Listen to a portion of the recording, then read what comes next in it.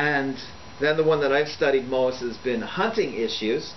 We have here a demonstration for hunting rights in the Taroko National Park, where the police had stopped two elderly hunters, and one of them tried to run away and he fell and died. And so this really made people angry, and they eventually decided that the best solution would be to have a protest and bring in Kongwenji and then get the police to apologize and to create a more constructive relation between National Park Police and local people. So Kongwenji said the law hasn't been revised yet about hunting, but suggested they simply stop enforcing the laws against hunting in the park. In fact, the legal regime on hunting is quite complex in Taiwan. It's very difficult for the indigenous hunters to understand. They are now permitted to make their own rifles and to possess them. Although trapping in any form, which is actually what the elderly people find easiest to do and enjoy doing the most, is completely illegal. So anyway, this first unfolding is a shift from name rectification to livelihood issues, and that's likely to gain traction moving forward and really solidify the gains that have been made in terms of name rectification. A second unfolding is the rise of non-church actors.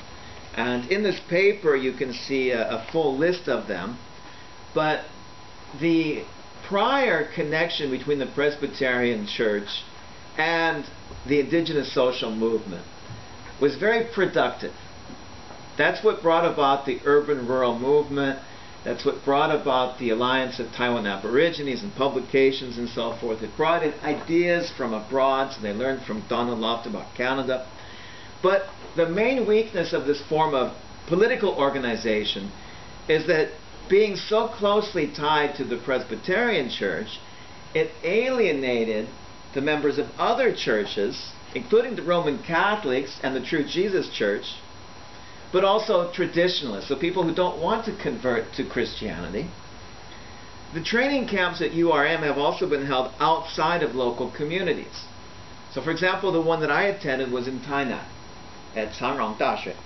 Now this means that the training camps were available only to individuals who had the time and the resources to attend, and that created the impression that the subsequent political demands that they made were attempts of local elites to gain power. One example, for example, is the organizers of the movement against Asia's cement in Hualien were greeted with local skepticism and rumors that protesting against this mine was a way that Igong Shiban wanted to get a seat on the township council. And some people even said that she made so much money from Asia's cement that she could buy 25 apartments in Tokyo. And as if, of course, companies had a habit of paying people generously for protesting against them. This is all nonsense, these rumors, but these were going on. But anyway, I think that the Presbyterian Church was important as an incubator of social movements, but many new ones have spawned from that. And you can refer to the list here, which is by no means exhaustive. I think it would be rather difficult to make an exhaustive list. But an interesting example is the Hunter Smoke Action League. I've got a photograph which I took here in 2009. This is largely rural-based, all up and down the East Coast. There are people who identify with the Hunter Smoke Action League.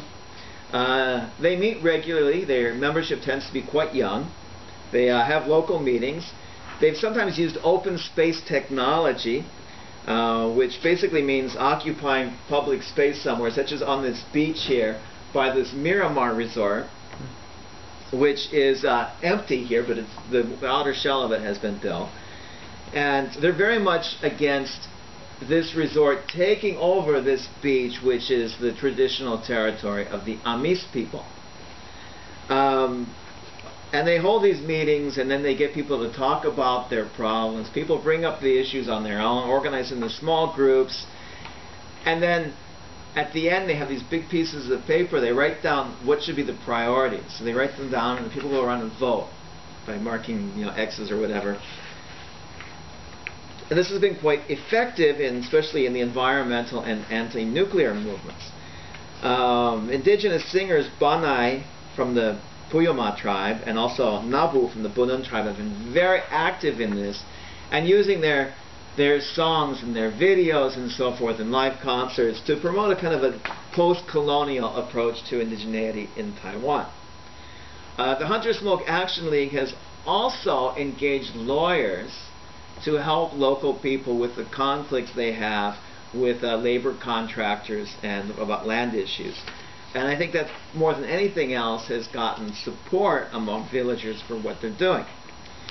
But anyway, the emergence of a social movement which is less Protestant has been able to reach out to new people, and so I think that traction is being built there as well.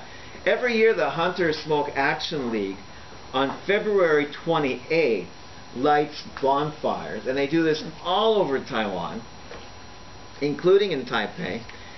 And of course February 28 is a very important date in Taiwanese history, and so they intentionally light bonfires on that day to say that the indigenous peoples are the true owners of the land in Taiwan. So anyway, these new groups are creating new platforms for indigenous social demands. Now they're doing this, and this is the third unfolding, in new ways. And one of them is new media.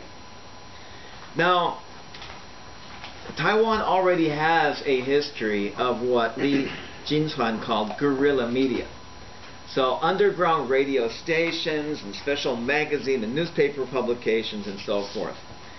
In 2005, and this is because the Basic Law on Indigenous Peoples actually has an article on media saying there should be independent indigenous media, Taiwan started broadcasting the first indigenous television network in Asia with a 24-hour indigenous television network.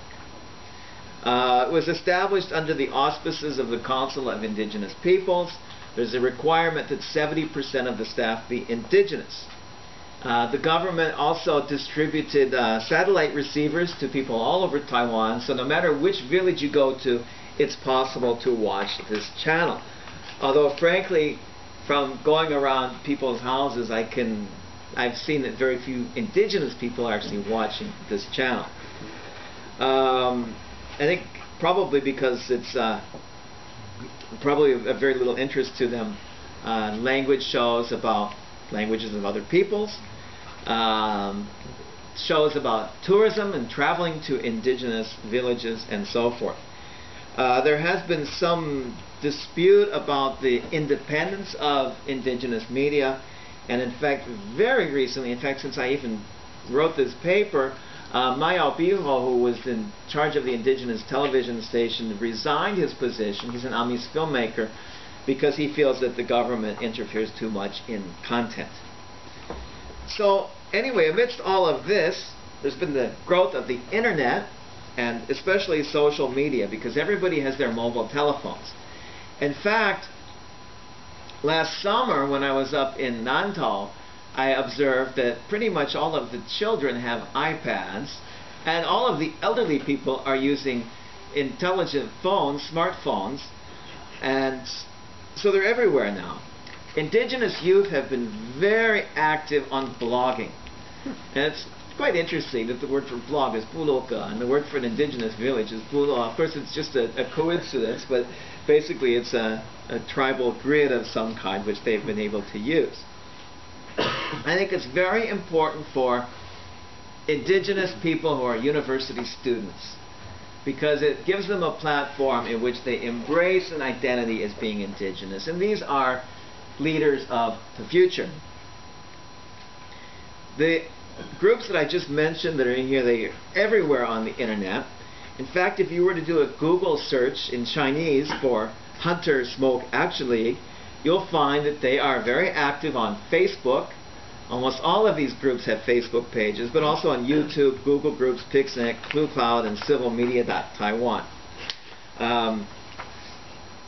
So Facebook, this is the Sejek Saideke Zu Guoshi Luantan. So they are very proud to be Saidekutguo.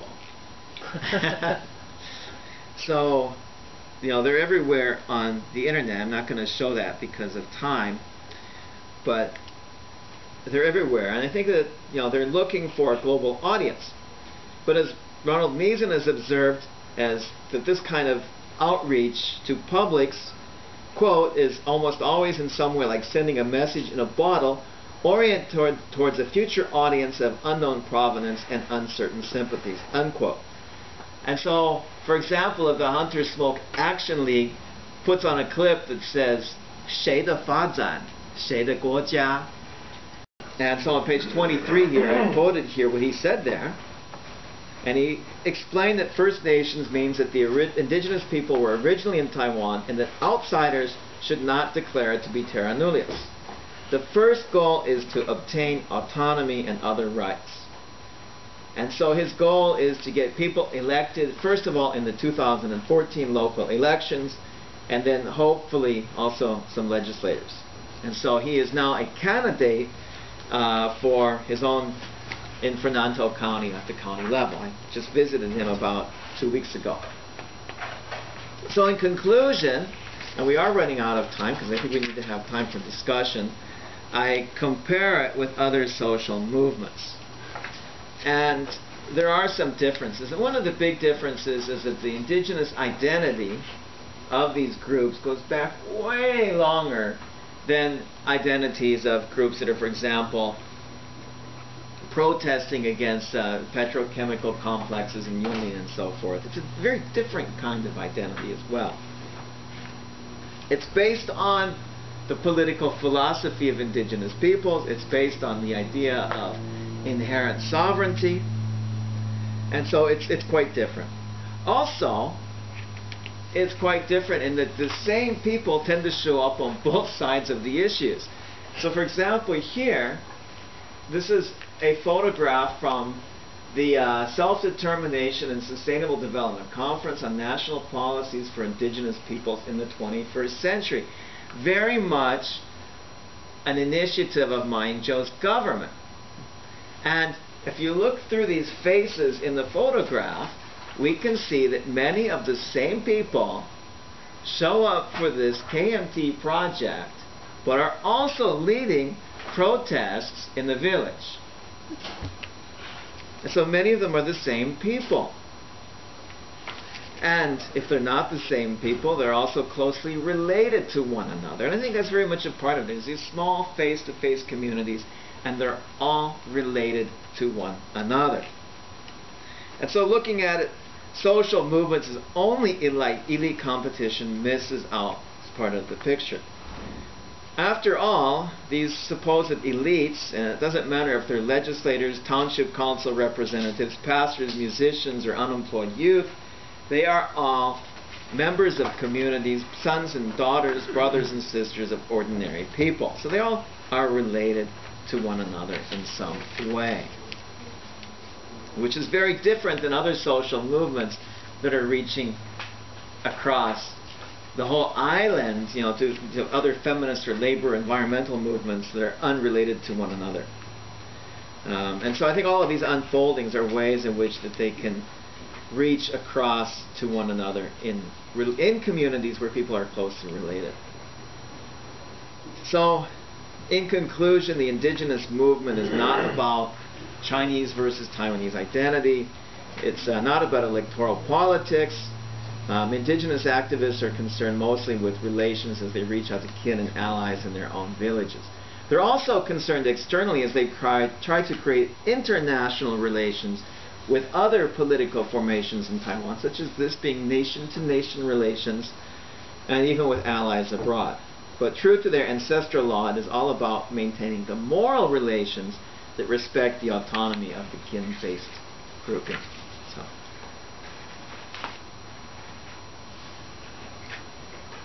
So thank you all.